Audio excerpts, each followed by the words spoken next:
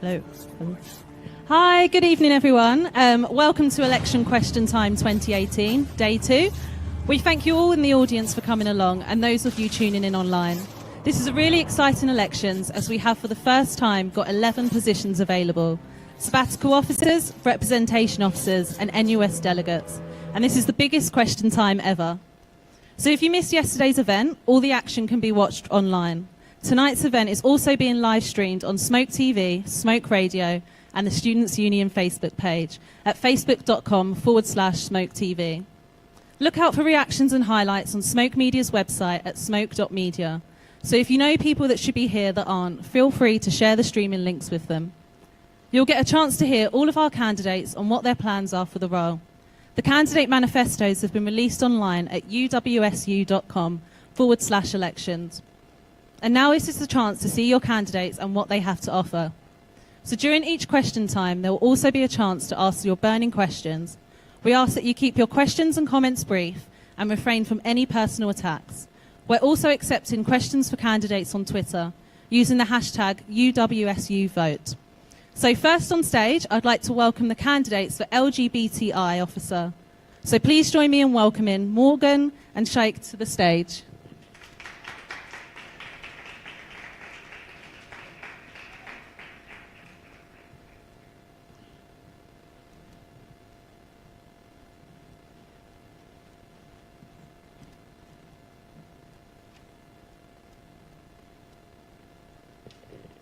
So firstly, I'm going to start off with a question for both of you.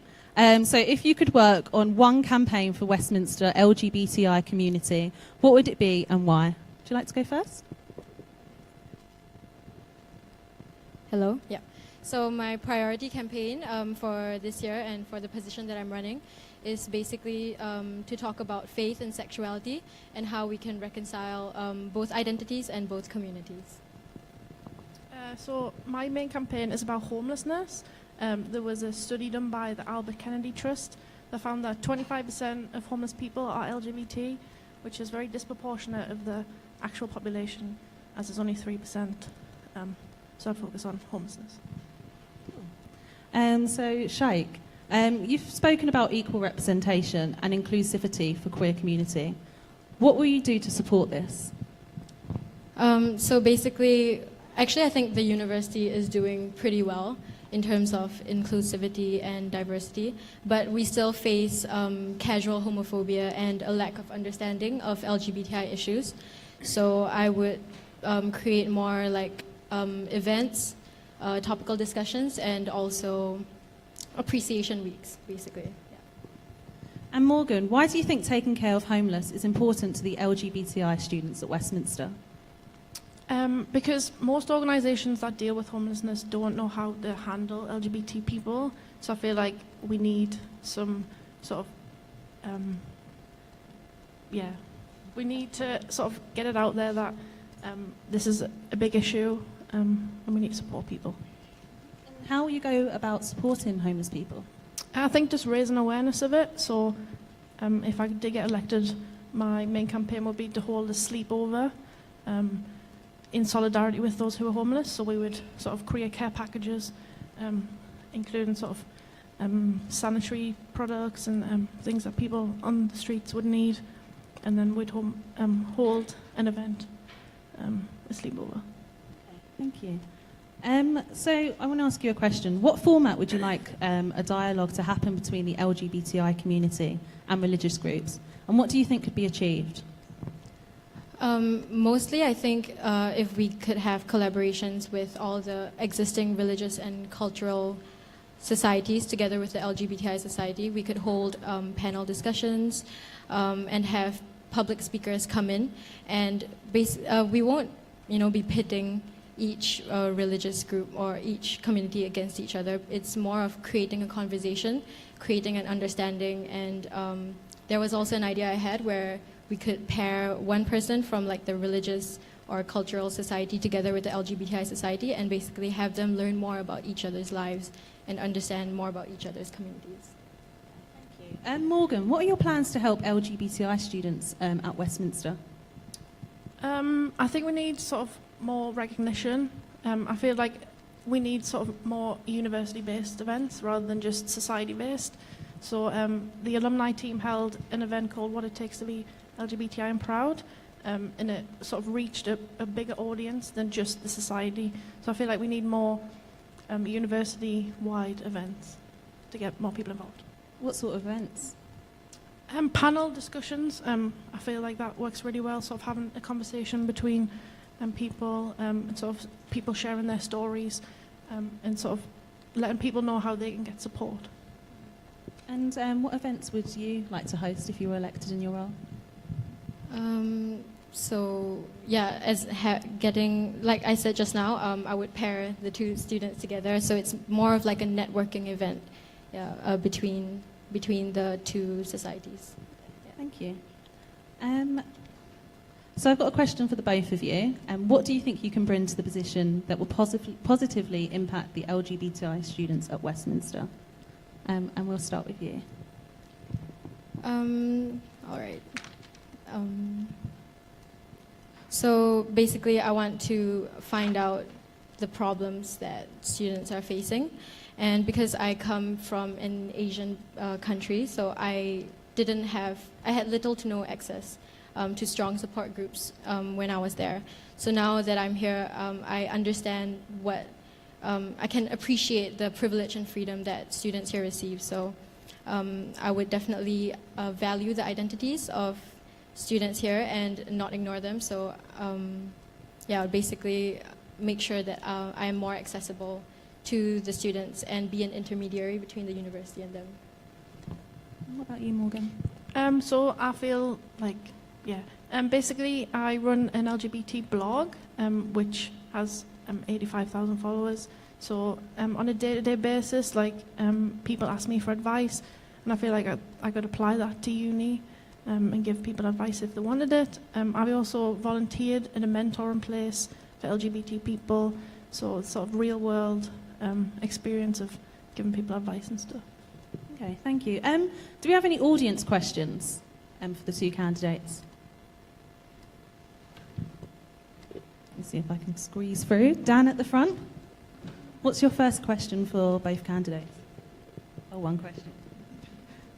So over the last 2 years, we've seen that there's a difficulty in balancing studies and a representation of the role, particularly around LGBT liberation.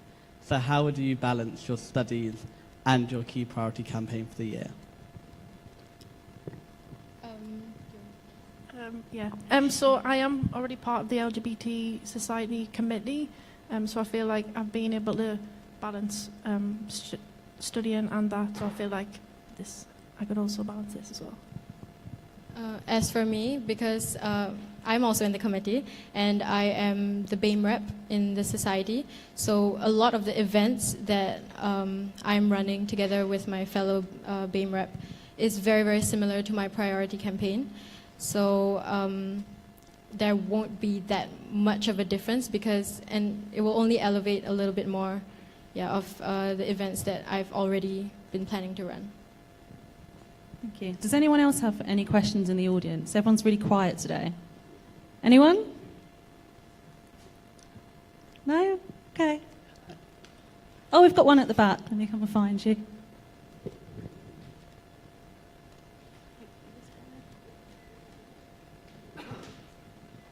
Okay. Hey, so both of your campaigns sound really cool. But how would you practically organise, like, said, a sleepover or getting those two societies involved with each other? Like, what kinds of events will you organise? So I did mention an idea that I had just now. Basically, I think it would be quite easy to reach out to the religious and cultural societies. So once we have an understanding of what we want to achieve in those events, which basically is not a debate, not a fight, but more of like a conversation, so starting conversation. So we'll have a host that will mediate the whole event and will give specific questions to the partners that pair up from each community, so they will ask each other and understand more about each other's lives. And I'd hold the sleepover in a social space such as Cavendish, and I'd sort of do fundraising to buy items for the care package, and then the people that come will go out and sort of hand them out to people who are homeless, and then would come back and just sort of have games and stuff, and yeah, have a sleepover. Thank you. Do you two have any questions for each other based on your manifestos? No? Okay, no worries. So lastly, I'm just going to give you 30 seconds to let the students know why they should vote for you. Morgan, I'm going to start with you. I think people should vote for me because I've had real-world experience of giving advice to people and online experience that happens day to day. So I feel like I would be good at this role. Yeah, I also feel that homelessness isn't really talked about much in uni because maybe it isn't a uni-based problem, but I feel like it could be. So I feel like this is a good opportunity to talk about something that isn't being talked about. Hands up. Thank you.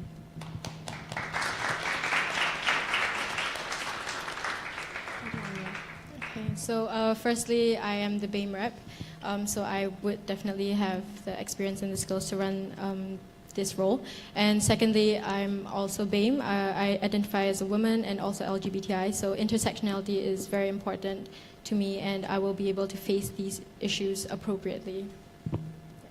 Thank you. Can we have a round of applause for both candidates on the stage? Thank you.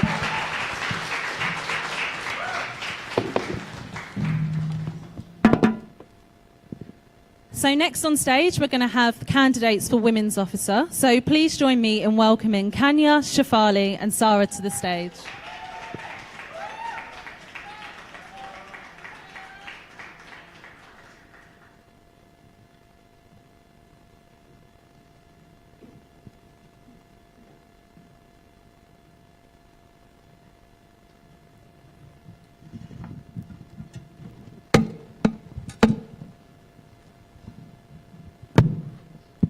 Okay, so firstly, I'd like you to introduce yourself and let the audience know.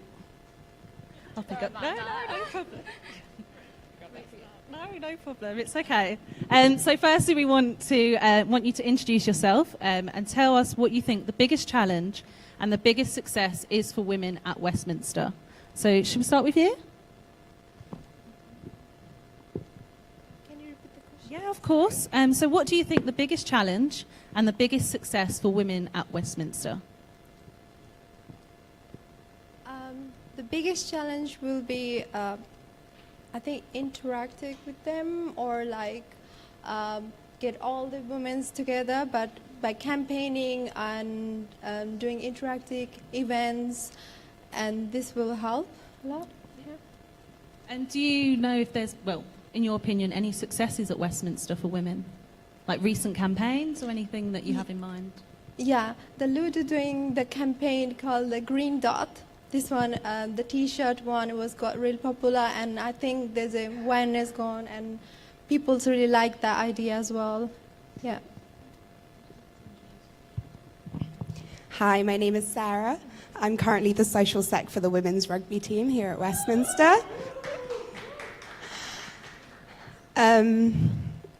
So I think our biggest challenge is getting confidence within women. Being a freshers fair, I've spoken to far too many students, even one is far too many, that say they can't do something or they're not able to because, you know, rugby is a men's sport or cheer is a female sport, but we need to raise that confidence. Like, it hurts me to say that, you know, you women aren't confident enough when you should be. You deserve to be empowered. You deserve to believe in yourself and achieve whatever you want to achieve. And that's coming from a passionate place in my heart. In terms of what we do successfully, you know, we've got women in sabbatical officers.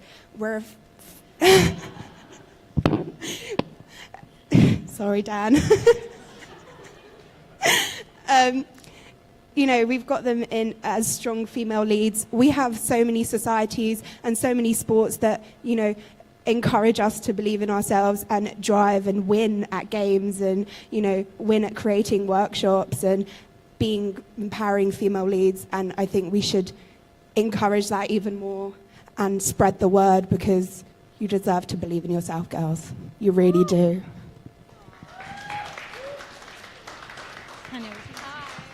So my name is Kenia. I am a second year student studying IR and development.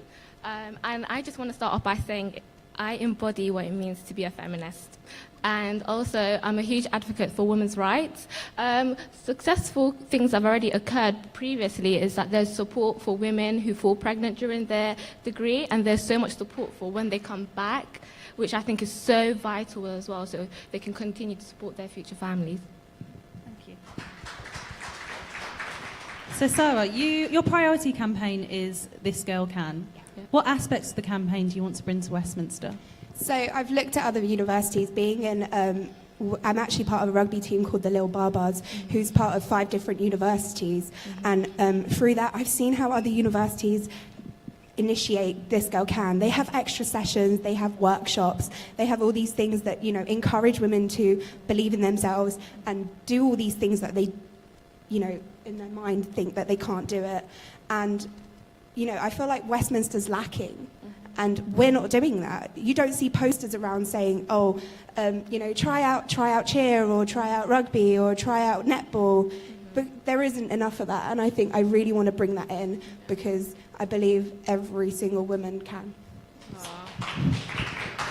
So Kanya, Yeah. you've mentioned that you want to create safe havens. Yes.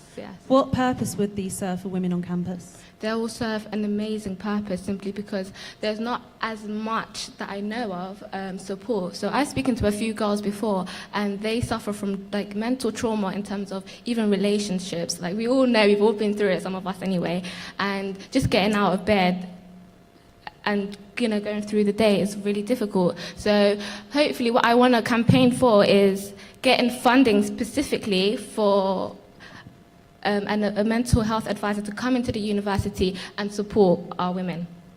Thank you. Shafali, what type of work will you undertake to ensure that sexual harassment is tackled on campus?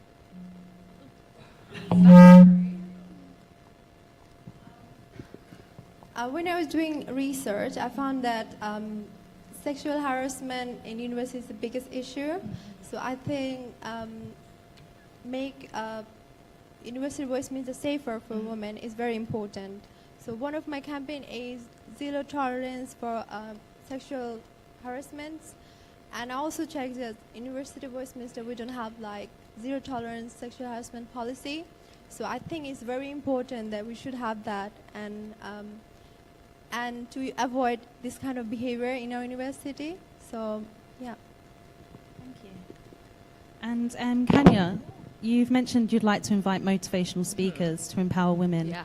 What do you hope to achieve by having this? this? This is like my main goal that I want to achieve as a women's officer. So I've already made connections outside of the university. There's a girl named Sophia, and she goes by the name Riot Girl, and she just embodies what it means to be a feminist as well. So she talks about you know, body image and the importance of loving yourself. And she is an artist herself, and she does exhibitions that I would like to bring into the university. Last year, we actually had an exhibition by our lovely ladies of Westminster, and it was called Silent Oppressions. So hopefully a collaboration between different societies come together to promote feminism.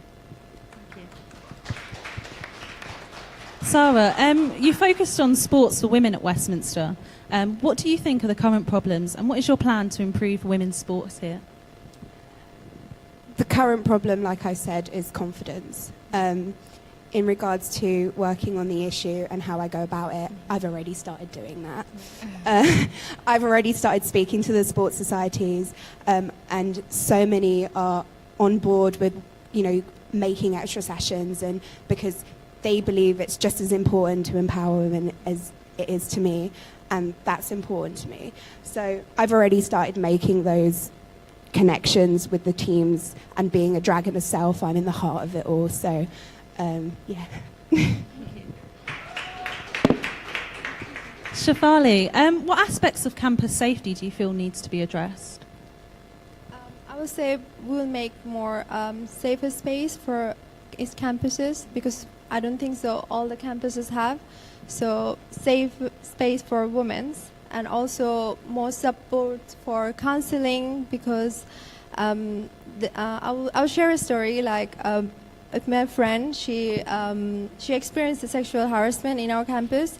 So, and she came to me and she really don't know where to go and get the help. So I was like, go to SU office and email them, report the issues with them. But then I go on and think myself, like, if I'm in this situation, what am I going to do? Like, who I'm going to ask for the help? And then an university, they don't really have the kind of policy as things. And I talked to her, and I saw that there's not much support for the victim as well, and it's take kind of long process with the counseling and also the therapy in the team as well. So yeah. Thank you. And Kanya, one of your focuses is to promote intersectionality as a women's officer. Tell us why it's important. How will you do this? I think representation is extremely important, and a lot of people are kind of ignorant to different identities are out there, and I'm not going to lie, I'm going to put my hands up, I am one of them, so hopefully this will allow me to kind of learn on the job. I feel like we've been like conditioned from a young age about gender roles, and that needs to be completely abolished. We've been socially conditioned to think like gender, first of all, let me just say, is a social construct, so femininity and masculinity means issue. So yeah, I want to kind of eradicate that thought process and just get more awareness out there about intersectionality and the different kind of identities are out there. There is no longer a dichotomy between females and males. That needs to be completely eradicated. Thank you. So I've got a final question for all three of you. What do you think should be the main focus to enhance women's experience at Westminster, and how will you make it happen? Sarah, should we start with you? Yes, we can. Sparking confidence. Like, I can't tell you how much confidence means to everyone, but especially to women. If you have confidence within yourself, it automatically makes a big impact on everything else. It makes an impact on your academic work. It makes an impact on your personal life, your social life. And that is really important to me. So it's sparking up confidence, or even just igniting it even more, even if you have the slightest, is keeping it going and keeping it there, because we deserve to have it, like I've said. Shafali.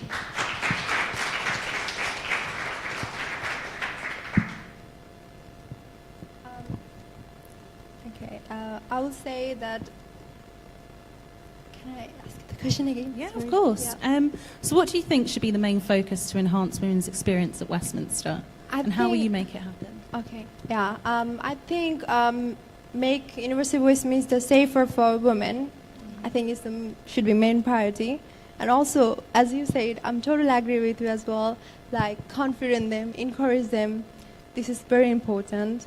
And also, I'm also passionate about like equality about man and woman. But I would say, especially for women, this is important. We should do this sort of. Yeah. Thank you. Kanya. I think it's really important for social networking. It's huge. So when we leave the university, getting a job is going to be extremely hard. So I want to start now to prepare women to kind of go for the roles that they want to go for. So social networking is key. So that's why I want to do exhibitions where external influencers can come in, and then we can share different contacts with each other. So if you're trying to embark on your own kind of agenda, you've already got the contact to do so. Another one is sports, as you said. I am a huge sports advocate myself. I play football, and I will be opening up on a YouTube channel soon, showcasing the talents of women who do sports. So if any of you ladies want to join, you're more than welcome to. So yeah, yeah. No problem. So it's clear we have three strong and passionate women on this stage. Does anyone in the audience have questions for them? I'll come down to you if I don't fall over. No, don't apologise. Hi. Okay, first of all, thank you. That was great. My question to you is, being a woman in a leadership position will obviously cause a lot of pushbacks from top in terms of you trying to get things done, implementing policies and sitting in the big rooms with people that are relevant to your manifesto points. So I wonder, how are you ready to challenge that, and are you ready to be that person to give other women the confidence to also stand up for themselves, and how so? I say bring it on. Just like I'm on the pitch and I face my mark, I say bring it on, and I'm more than happy to face every challenge the best way that I can, in the best way that represents all the women, and power to the women. That's what I want to say. Definitely, I agree with Sarah again. Encourage women and helping them, taking all the challenges they're coming. Yeah, definitely. Thank you. Definitely. I think being very strong-willed will come at a cost, but that doesn't matter because you've got something that you believe in, and it's so important for you to push it forward, especially if you've got women who are coming to you in confidence to make changes within the university. So confidence is key. However, I know it's not easy, and then sometimes we do fall short, but you just need to look into the mirror and say, I've got this, and that's all. Thank you.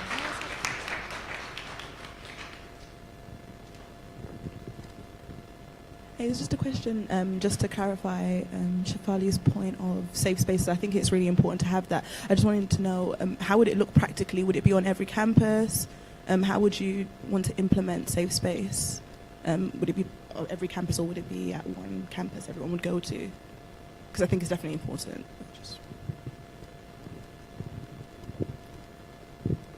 Kanya, would you like to go first? One of my agendas was to actually pressure the councils to ensure that we get funding actually for mental health advisors. As much as I would like to sit down with you for hours, I don't have the background for me to sit down and talk to you. So getting funded. I don't know why I'm muttering all over the place. I'm so sorry. No, it's fine. I'm so nervous and I don't know why. Girl. So yeah, no, funding is key to my campaign to ensure that we have the right support for our ladies, and it should be implemented in each and every campus, not just one. Thank you.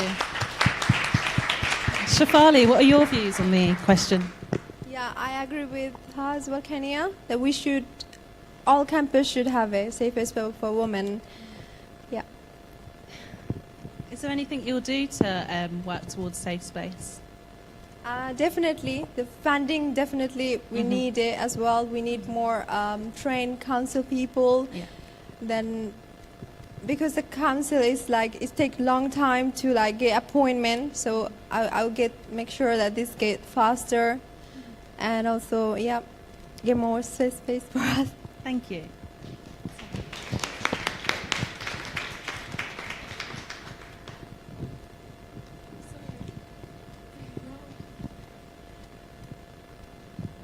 Is this safe space going to be just for women? Because a lot of men do face issues as well. It shouldn't be just for women. And I know that you guys are running for women's officer, but it should be about equality. So what do you 100%.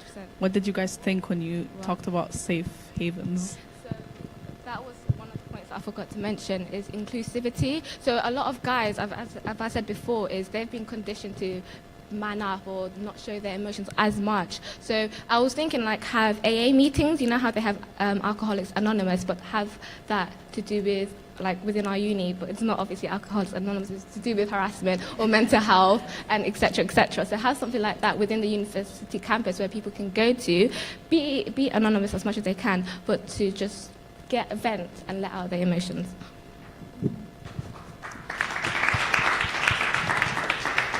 Sarah? Yeah, I completely agree. Women are our priority, but we're not trying to push down the men. We're not, extreme feminists. So, if I was to go an officer, I'd definitely take on board what these two lovely ladies are saying. And, it's about becoming equal. We all know that in the harsh world that women do come behind men, unfortunately, and that's the harsh reality of it. But that doesn't mean we should push them down even more to get to their level. We just need to push harder to get to the top. And I believe that I can push you guys there.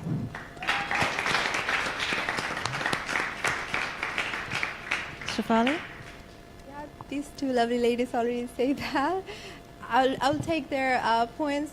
Definitely, these are the great points. And yeah, we should definitely have safer space for women and men as well, because it's equal opportunity for both. I respect both.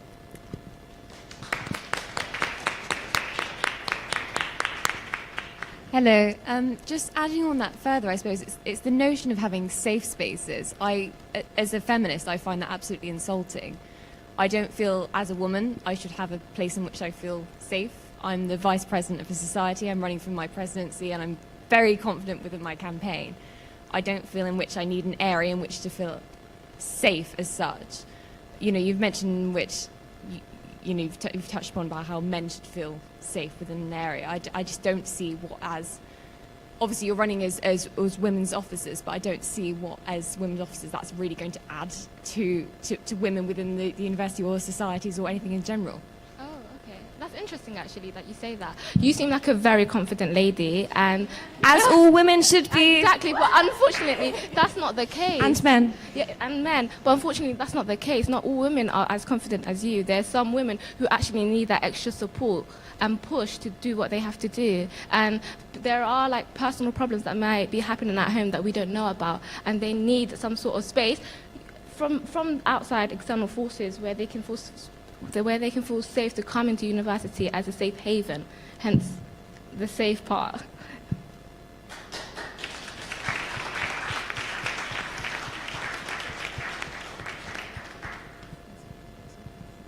So, as you can see from my manifesto, safe havens aren't my priority. My priority is sparking confidence in women.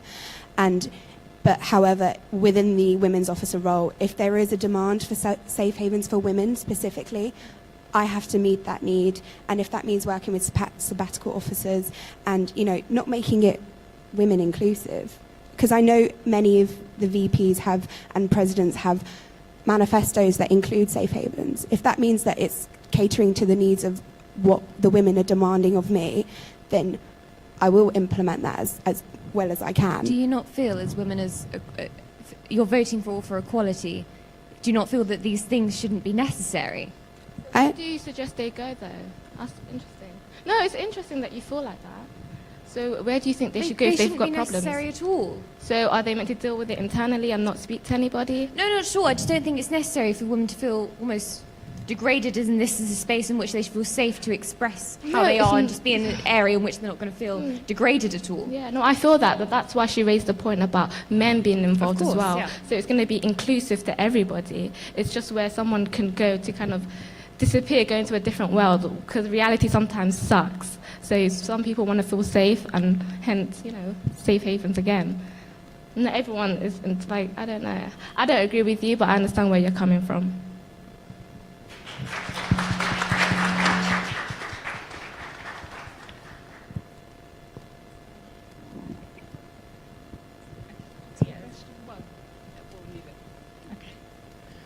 Did anyone else in the audience have any more questions for these lovely women? Yeah.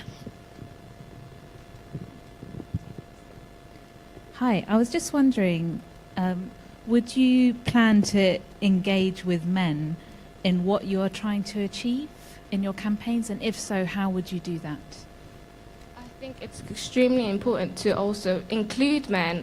I think sometimes we forget that men have emotions, and they've been told from a young age to suppress those emotions because they are men.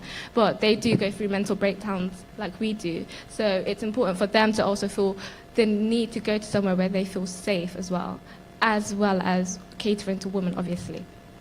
Yeah. Shafali? Yeah, I would say I also involve men as well. Like we work together and do the campaign and everything. Yeah. Thank you.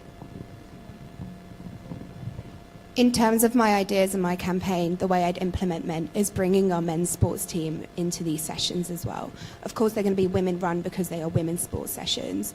And in regards to sports, there are certain limits that we can, how much we can implement the guys. So we can't have a girl tackle a guy in rugby. It's just rules, unfortunately. So, bringing these men and bringing these men's sports team into the sessions as well, knowing that they're there encouraging us as well, because not that we need the encouragement, but we do need the, support, the best. The more support, the better. Sorry. Thank you. We've got another question over here. Hi, it's more of a comment to what the lady, previous questioner said. I just want to emphasize the importance of having safe spaces.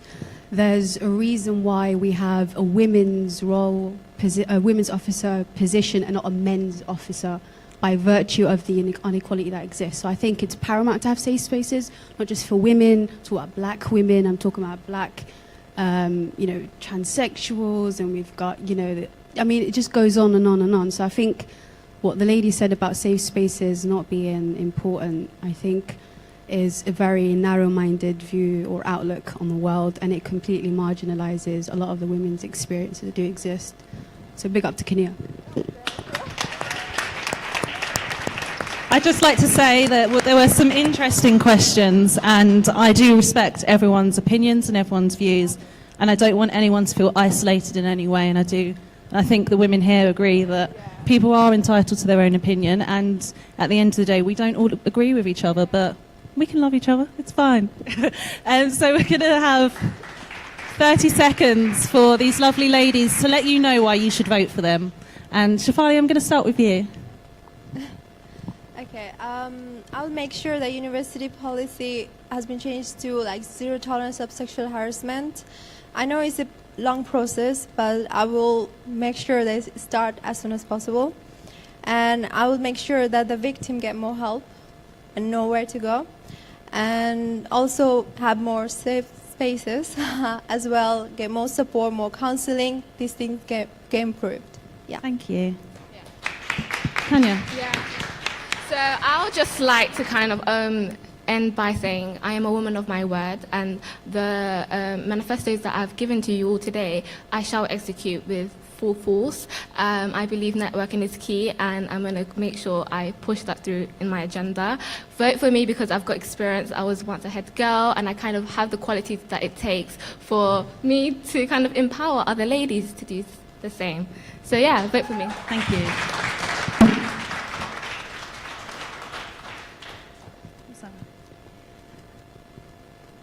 I want you to vote for me because I want every woman to say that I can, not that I can't or I won't.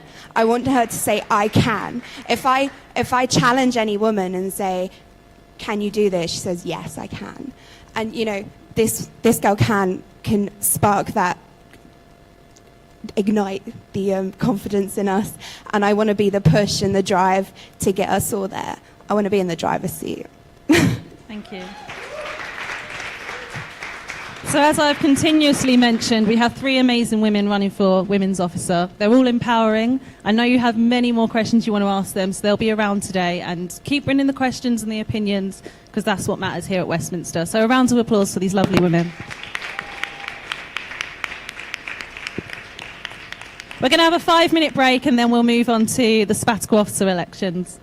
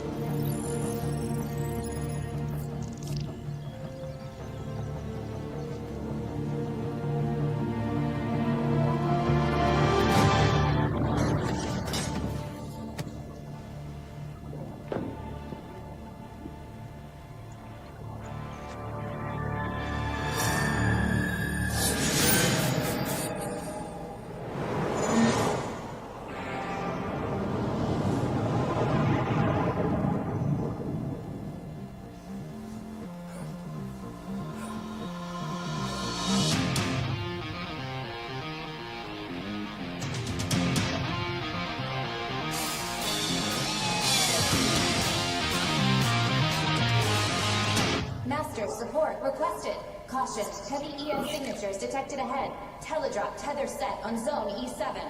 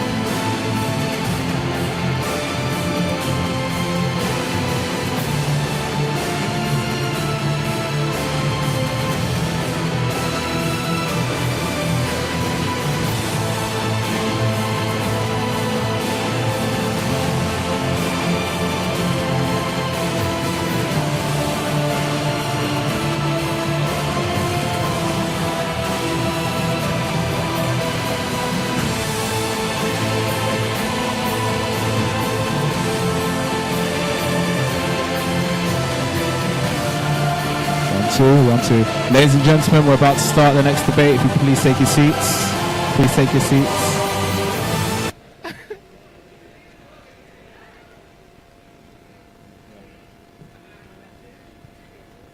Everyone, please take your seats. We're about to start the next debate.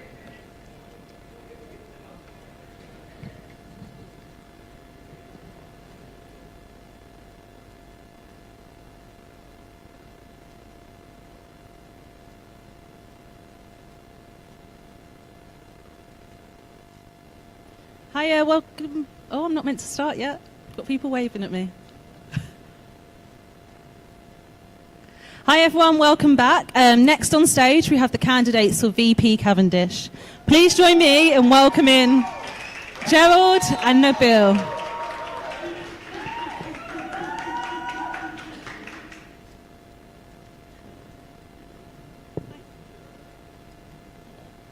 You too.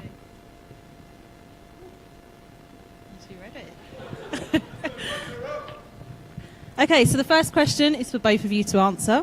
Social spaces and activities are continually a big issue for Cavendish students. Given that you both mentioned the issue in some of your manifesto, what more do you feel could realistically be done to improve the facilities available for students at Cavendish? Nabil, we'll start with you. Yeah, sure. So one of my main issues on my manifesto is to basically increase the social space, and by doing so, I mean taking over the area that the Tower Tavern currently occupies, and I want to turn it into an additional event space for not just Cavendish, but all of the Central London campuses, and of course any Harrow students that if they want to use it, they're perfectly welcome to as well. And in terms of societies and sports as well, I feel like sports games aren't really known about much, not even in Cavendish, across the whole of Westminster. None of their games are really broadcasted, and I want Smoke Media to be able to do this in the future, and this should be an event space where we can even broadcast the games as well. Hi everyone, my name is Gerald. With the Bill's point of having the Tower Tavern next to Cavendish, that's a great point. Something to do with social space, with societies can run with. Regions have the steep end, which is really good. And with societies with Cavendish, I want to put that aspect into the Cavendish campus. So having something like this as big, where other societies, not just societies, just like sports societies can run as well. Because with Cavendish students, some of them don't drink, they're non-alcoholic. So with the bar, yes. I never said bar. I mean, okay, with the Tower Tavern at the back, yes. But also with just having a general space where students can just exploit their activities and events. Thank you. So Gerald, I have a question for you. You've pledged to research engaging ways to keep Cavendish students on campus. Why do you think this is a problem, and what kinds of research will you do to help? Okay, with my personal experience, my first year at uni was literally just go study and go home. That is a problem because I would have never met the people I've met today without joining a society. Meeting people has opened my mind in terms of how I appreciate life, and it's just what I just really want to share with everyone else. Being part of a society, being part of the SU is a really big part of your university life. You get to meet people, different people, different cultures, religions, and it's just a beautiful insight in the way you just view life. So I just want to share that experience and the values with all the students. Yeah. You had some great views about getting students engaged, but what research will you do to obviously help more people get engaged and provide that to the university? So, for example, speaking to different universities, just questioning students why they don't engage, why they don't do, why don't they engage, and just, yeah, so thank you. No, don't apologise, it's fine. Nabil, cultural diversity is an area that you want to prioritise. We have representation officers that aim to bridge this gap. So how will you do more to celebrate our diverse population? So one of the main things that I believe some of the other candidates running for other VPs are focusing on are the fact that we don't do enough for things such as Black History Month and Pride Week as well. And one thing I want to do is take our current campaign of We Are Westminster, which a great VP, Lauren, started a few years ago, basically expand that to a year-long campaign where all cultures, all faiths, ethnicities, genders, sexualities can be all explored and all promoted equally as well. And we have so many different societies that promote these themselves, but not enough is being done. They're not, like, the events aren't being attended properly and they're not being marketed properly. And I want to work with these societies across all campuses and with the liberation officers as well to make sure that each month it focuses on necessary events to focus and bring promotion and awareness to all these different things as well. Thank you. So I have a question for the both of you. Promotion is another topic that features in both of your manifestos. What do you make of the current state of promotion, and how will you work towards getting it improved for Cavendish students? Okay, I'll take this. Yeah. I'm the first team captain of the basketball team, representing just Dragons in general. Our social media aspect for sports is high, but a part of society is the same level. I just want to digitally promote it on social space, on campus, where everyone else can see. And so everyone else can get involved, like see how we're doing good, the process we're doing. Just getting students engaged with the SU is just the main part. I would like to second Gerald's point as well about making a lot of promotion go more digital as well. It also kind of works hand in hand with the fact that a lot of societies are struggling with their printing budget. So the more promotion we do digitally, it will actually help them, it will help the SU as well, and in the long run, it will actually work out for the SU in terms of how much funding they give to societies. One way of tackling that is, I was thinking having the addition of a projector in the social space, and considering we have white walls in the social space anyway, we don't even need to get a screen essentially. We can have societies email over the events posters to, say, the SU receptionist, for example, and they can just update the projector on a week-in, week-out basis, so everyone is aware of what events are happening. It's taking place right in the middle of the social space. And also, we have 2 screens in the social space, which I don't know if anyone has seen. They're barely used. I feel like it's such a waste of even having them there, and I want to be able to update them regularly. They could show things like the Dragons' live scores or even past game scores, especially during key events like Varsity as well. Not many people know what's happening during Varsity unless you're part of the Dragons, which I feel is such a shame because apparently, from what I've heard, the Dragons are amazing, but I've never known when a game is happening, and I feel like it's such a shame because I'm in my 4th year now, and I've never been to a game, I never know where they're happening, who they're playing, and I feel like they need to be promoted more. So we have a question for the both of you from Twitter, from Lucy. She said you mentioned Smoke Media should do more, but how is that possible when the money is spent on residentials with little to no funding given to Smoke Media? Nabil? I don't think Smoke Media should really be doing more. I just feel like society should be collaborating with them more, maybe even making their own campaign videos to give to Smoke Media. It might take some of the work off their plate as well. Most of societies and sports have social media secretaries, so they can easily do small campaign videos to give to them to help promote on Smoke Media, so more people should be aware of their sports. Thank you, Lucy, for the question. I just want to say residential was lit. I do agree with the point where, okay, Smoke Media doesn't receive as much funding as it should do. But I don't think taking the money out of residential should be the way to go. And in terms of Smoke Media, they do film, or they showcase our Dragon games, but not as often. I don't know what to say. Yeah, I agree with the point where Nabil said collaborating with other societies to fundraise more money in terms of not just asking for the university for money, just fundraise of what tools we have and just collab, really. Thank you. Gerald, I've got a question for you. You've talked about students losing motivation in their course. What can you tell us about this, and what support and options do you want to provide for Cavendish students? Okay, this is one of my main points I feel very passionate about. From personal experience, I've been family pressured to do a course that I thought I was passionate about. So I currently study multimedia computing, but what I really want to do is get into the art facility, so fine art would be one of my modules I want to do.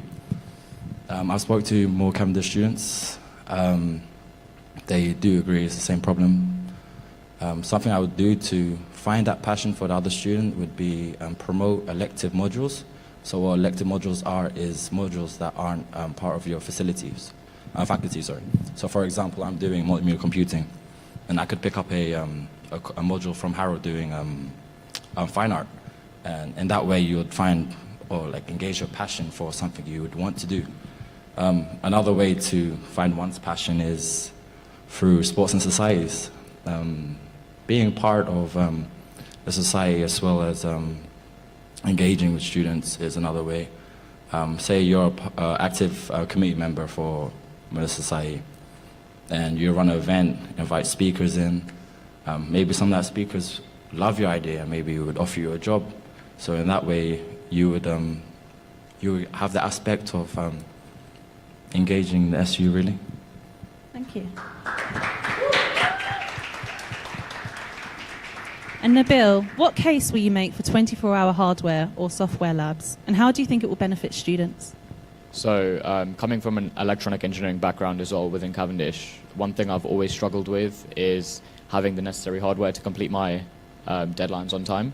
Because say if a lecture finishes at 6 and you have 4 hours to use the hardware labs before they close at 10, and it's coming up to peak coursework deadline time, you're only limited to essentially 4 hours in a day to do your work, which I feel isn't enough.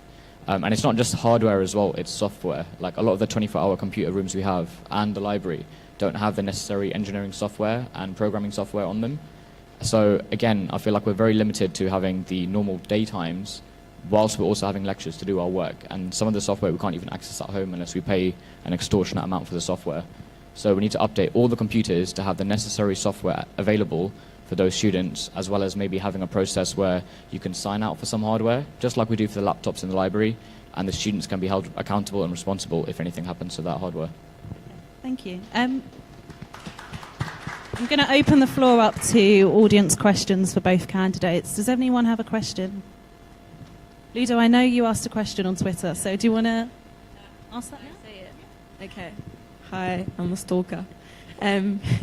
So my question is, obviously the student body at Cavendish is very diverse. You have people from highly BME background. You have a lot of students that live at home with their families. You have some international students, religious students. My question to you both is, first of all, if you're aware of this, and also how are you planning to work together with the university to make sure that all of the different needs of all of the different student groups are accommodated and respected? First of all, I would speak to every one of those groups because I don't know much knowledge about those. So if I feel like I'm more involved with them, because that's what I do. Every time I speak to someone or a group, I put myself in that person's shoes and just have that insight of them, so I can have a feel of what they want and what they need. So, for example, I went to the Bangladesh karaoke night, meeting their culture, listening to their songs. It's so good. It's beautiful, really, just being able to connect with different cultures, religions. Yeah. So one thing I've already done is spoken to several different society groups, and I know one prominent issue within Cavendish is the prayer room for a lot of the Muslims that they use. The carpet is really dirty to the point where a lot of Muslim brothers are actually getting rashes on their forehead, which I think is absolutely outrageous. So one key thing that I really want to do, and I mentioned it in my manifesto, is the prayer room essentials and needs, which is regular cleaning of the carpets in there, and if possible, trying to get them more prayer mats, because a lot of them did get taken away as part of the Prevent campaign. So, and if possible as well, we had it in the past, but I would like to add a shoe rack as well for them, because for those people who don't know, obviously when Muslims go to pray, they remove their shoes.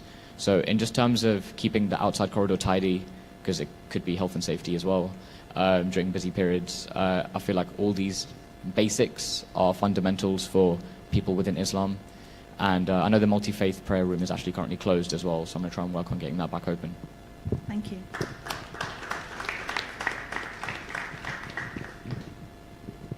I have a question from Callum Denning for you guys. He's asking, how do you guys intend to use the student media space? And specifically, how would you guys allow people to use it, because currently the SU is using it a bit for storage. So how would you guys make sure that it is there for students to use it just for student media, not for storage? Just move it out the SU office. I mean, I don't know. I don't know what the process of that is just yet. If that's a problem, then obviously I would go and look into it and sort it out. But I guess putting the storage somewhere else, really, so it'll be available for the students who are wanting to use it. Yeah, I would echo it.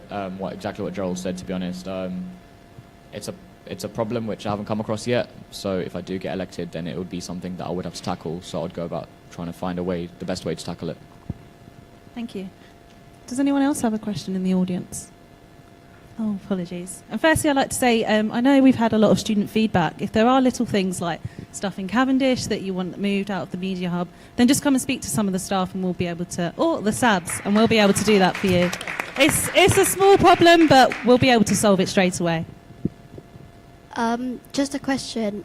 So Regent's, Marylebone and Cavendish are all in Zone 1, so central. How are you going to make Cavendish stand out from Marylebone and Regent's? Because I feel like more students know about Regent's and Marylebone, but not Cavendish. Can I take this? So one of the main points I mentioned in my manifesto is to have an event space, again, not just for Cavendish students, but for all Westminster students, mostly based in Zone 1, because it'll be convenient for all of them to get to. The fact that Harrow has both the loft and the undercroft is amazing, but the loft is currently closed because essentially it wasn't really doing much beforehand. And the fact that the Harrow campus may essentially make its way towards Zone 1 in the future will be another issue, because then we'll be losing both of those venues. I feel like the fact that Westminster owns the property that the Tower Tavern currently occupies is something that we need to raise. It's been raised before, but nothing was done about it, and it definitely needs to be brought up again, because the fact that Harrow campus could be closing soon, we need to start tackling this issue of getting an SU space back again for sports societies, and it could even be included as a second social space for Cavendish as well. So it's not about making Cavendish stand out, it's about inclusivity, bringing all the campuses, having a central space for all of them, and I would say all the campuses are just as good as each other, so we need to make Westminster one, not divide them.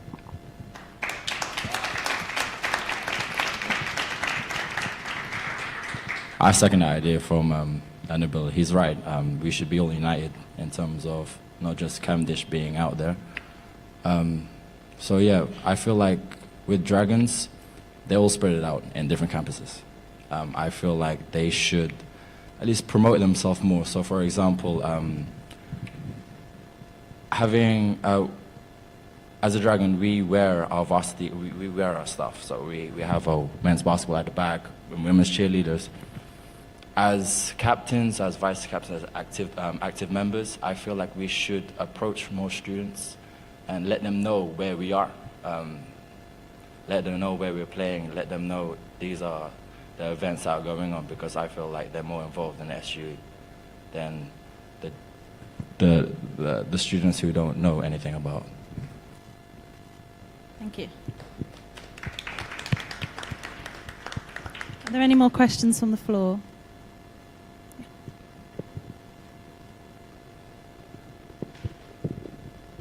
I would like to know your opinions on revitalising the SU shop within Cavendish. Since it's been closed down, if it would be possible if the university can start reselling surplus or second-hand equipment and having the funds to contribute towards the software and new hardware. What are your opinions of that idea? Hi, Warren. With that space, the shop closed down because we just simply had not enough money to run it. Students weren't buying the drinks, the snacks in there, because there was just Tesco around the corner. So I don't think we would open up a shop. Another idea would probably be open up something that makes more money instead of having a shop, really. So it could be a games room with computer science students, make it to an arcade room, I don't know, anything really. So I don't think a shop would be the right path going forward. Similar to what Gerald said as well, shop wouldn't necessarily be the right way going forward because we have so much competition around us. I feel like the university should open up a poll about that space and actually see what the students want themselves. Considering that it's a service that the university will be providing the students, it'll be interesting to see what the students want directly from the university.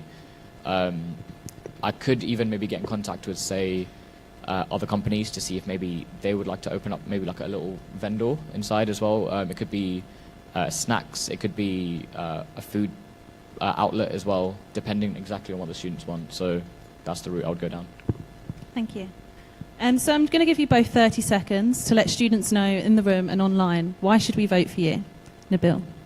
Okay, so I'm going to go down a different route and change the question. I feel like they shouldn't vote for me in particular, they should just be voting in general. One issue that Westminster always faces is that not enough students ever vote in the elections, and I want them to know that, be it me or Gerald, I feel like we've both gone for this role because we're both credible candidates, and whoever gets elected will be doing a great job next year. So just make sure you vote, guys. It's not about me or Gerald, it's about voting. Please vote.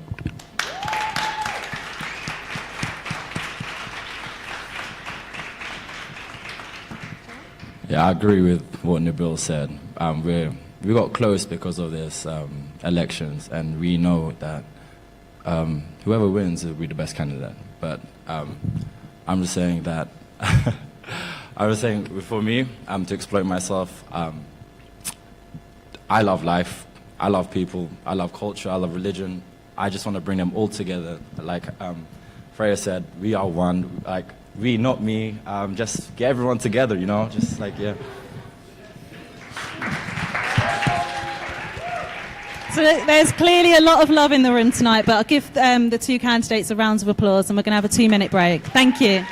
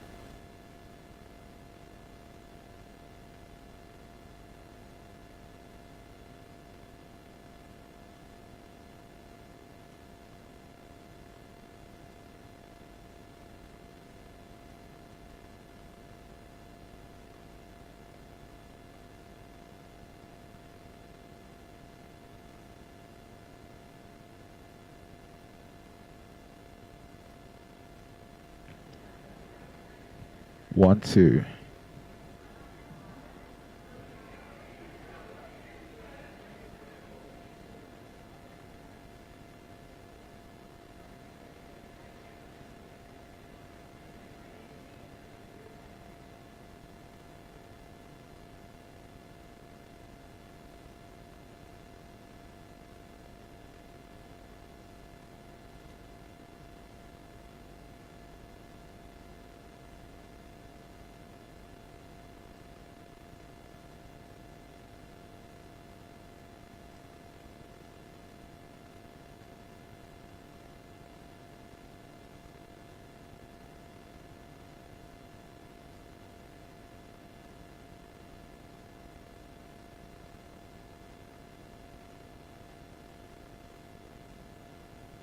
All right, ladies and gentlemen, if you take your seats, get comfortable. Not that comfortable.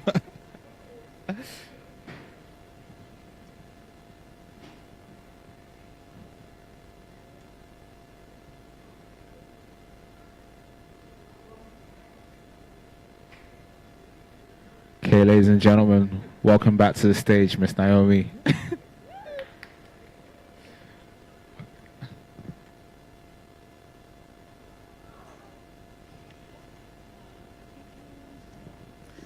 So next on stage are the candidates for VP Marylebone. Please welcome Akhlaq, Jamila, and joining us via Skype is Alex. No, he's not.